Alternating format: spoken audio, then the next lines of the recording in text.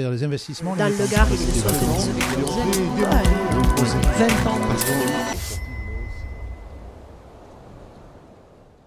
Bonjour Benoît Rouag, merci d'être l'invité de ce 7h50 sur Objectif Gard. Avec grand plaisir. De nous recevoir ici au Fort Vauban à l'Université de Nîmes. Première question, ça fait maintenant 8 mois que vous avez été réélu à la tête de l'Université de Nîmes jusqu'en 2024. Quelle ambition vous portez véritablement sur ce deuxième mandat ?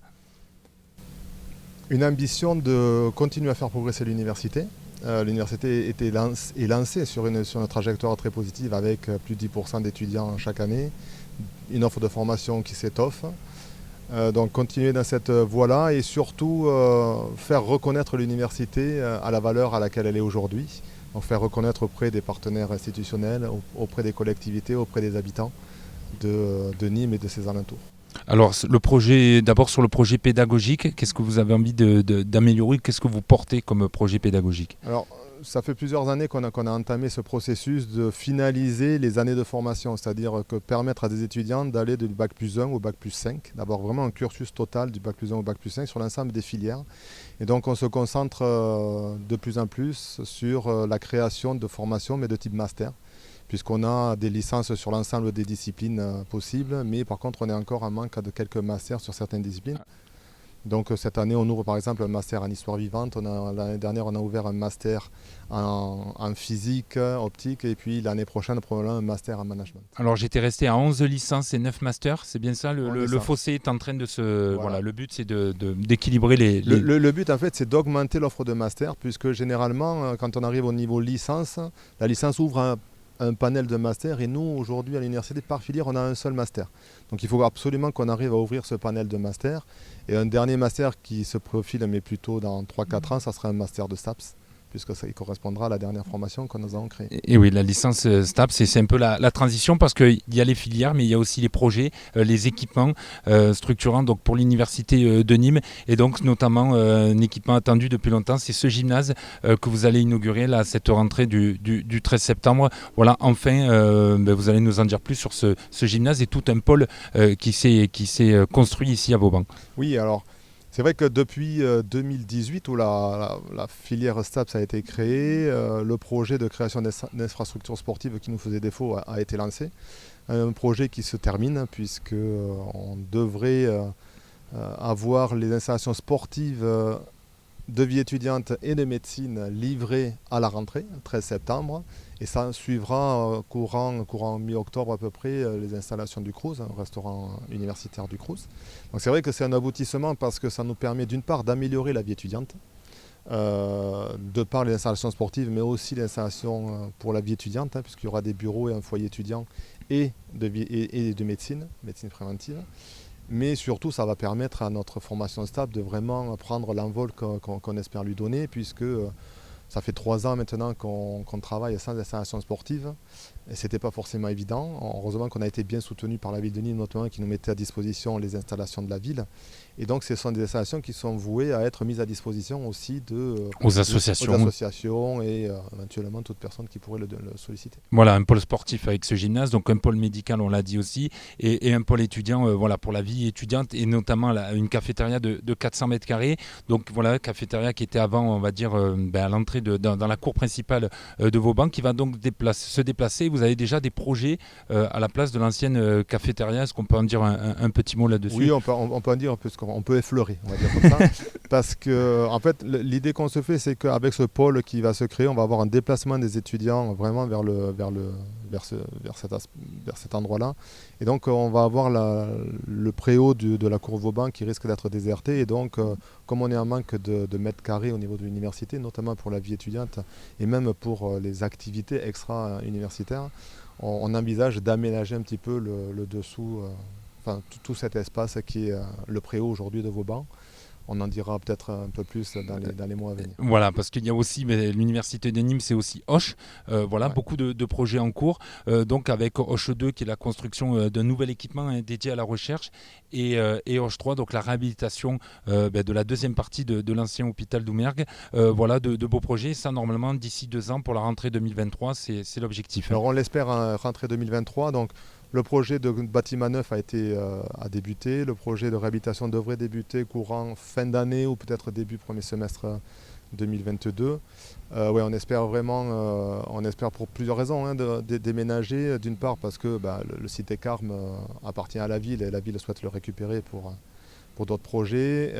Et puis on sera quand même dans des installations neuves, adéquates, qui ont suivi l'évolution parce que l'enseignement supérieur aussi a évolué en termes de pédagogique, en termes d'infrastructure, en termes d'équipement.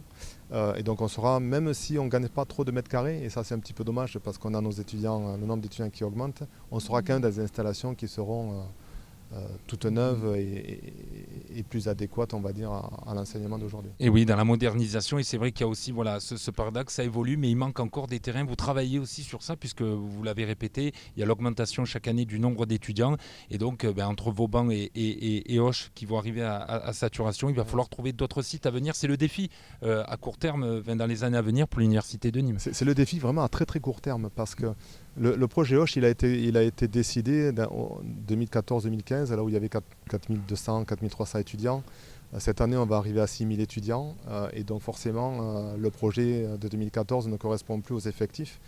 Donc là, cette année, on devrait être autour de 6000 étudiants. Si ça continue comme ça, dans 2-3 ans, on sera peut-être à 6500, 7000 étudiants.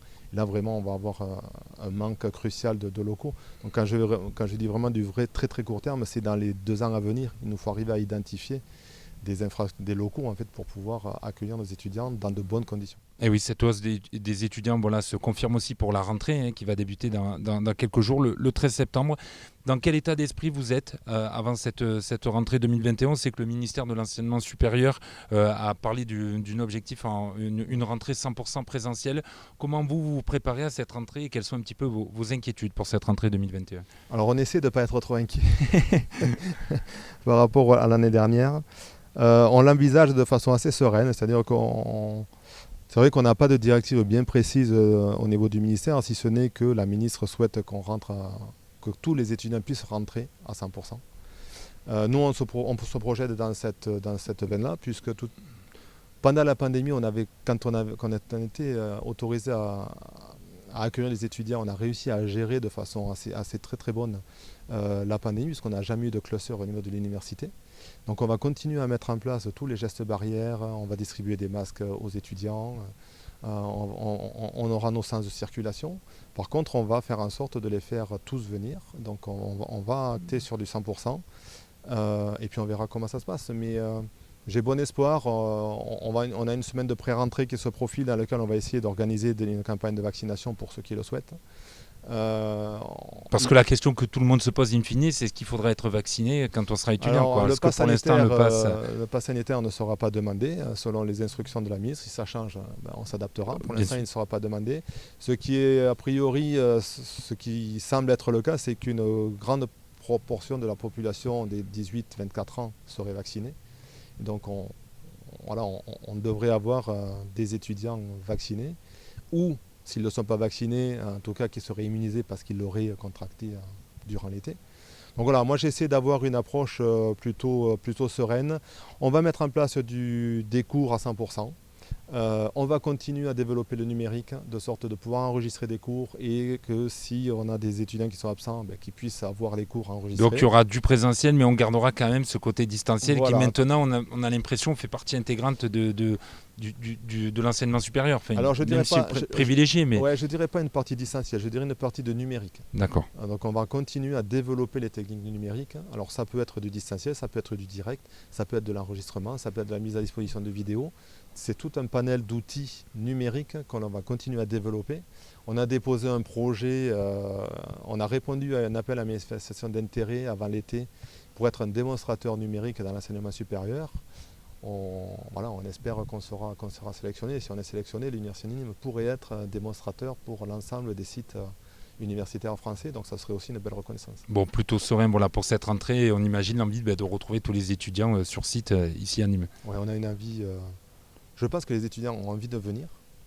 Et nous, en tout cas, pour les premières années, donc les néo-rentrants, on les attend de pied ferme la semaine de pré-rentrée du 6 au 10.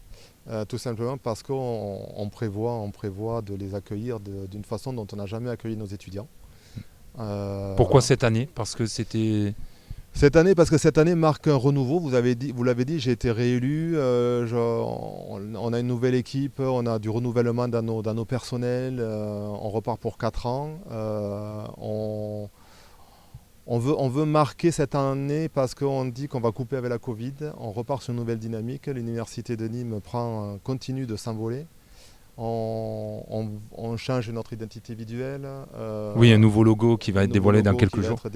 Voilà, on veut donner un nouveau souffle un petit peu à l'université parce que voilà, on arrive aujourd'hui à un palier et il faut donner un coup de rein pour continuer à évoluer. On a la capacité d'avoir une structure qui est très très très réactive. Je pèse souvent par nos manques de moyens, mais ce manque de moyens c'est aussi parfois un avantage parce qu'on a des équipes qui sont soudées, qui sont dynamiques et qui suivent un petit peu cette volonté de faire progresser. Et voilà, donc là on est tous lancés là-dedans et on espère juste que les étudiants prendront l'avion ou le train en marche et puis nous soutiendront et continueront à faire valoir un petit peu les avantages, les atouts et surtout la qualité de l'université de Nîmes. Eh bien, en tout cas, merci Benoît Roig d'avoir répondu à nos questions et d'avoir parlé de cette rentrée forcément encore particulière pour 2021, de tous les projets en cours évidemment qu'on va suivre sur Objectif Gare, donc pour l'Université de Nîmes. Merci Benoît Roig. Merci à vous.